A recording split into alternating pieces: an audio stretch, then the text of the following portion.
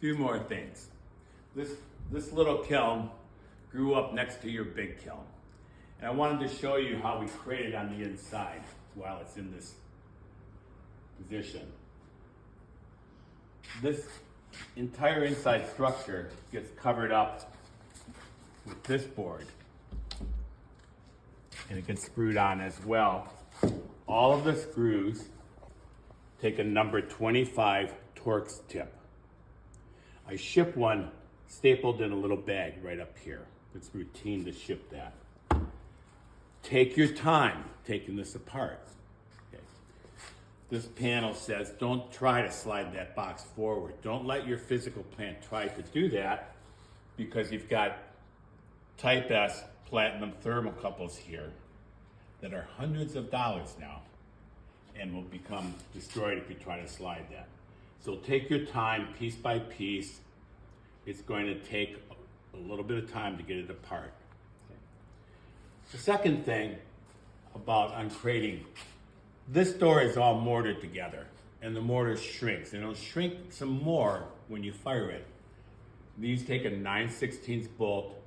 You just tighten them up a little bit. They just have to be snug onto this pressure plate, okay? We're not trying to really compress it down too much. Okay, two more things. The first is, and this is your kiln, we have to have a way of moving it around the shop. There's no bottom in it. Typically with the kiln, we can lift on the bottom frame. There'd be an angle iron coming across this front. This doesn't have it. So what we've done routinely for these is use 4x4s and some blocking underneath the 4x4s. This is a standard pallet jack. We've moved it this morning using this. Move it with the door closed. I said that very slowly. That's the most important thing I'm going to say today. Move it with the door closed, okay? If you're using a forklift, which you probably will, you can not use this blocking, of course. When the kiln arrives, it's going to arrive on a wooden deck. That wooden deck, pallet, skid if you want to call it that, is made larger than the kiln to give it a bigger footprint so it doesn't tip over in the truck. Shipping is a big part of our concerns. And tipping over in the truck is one thing, and these walls vibrating, especially going as far as Oregon or Port Washington, California, that's the reason for that internal frame. If I can keep these walls from moving, the arch is going to stay up. Okay.